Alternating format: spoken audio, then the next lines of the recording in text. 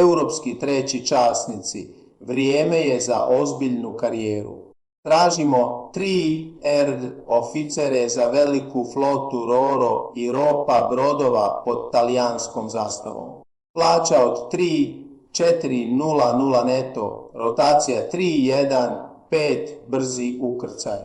Talijanska zastava znači profesionalnu sigurnost.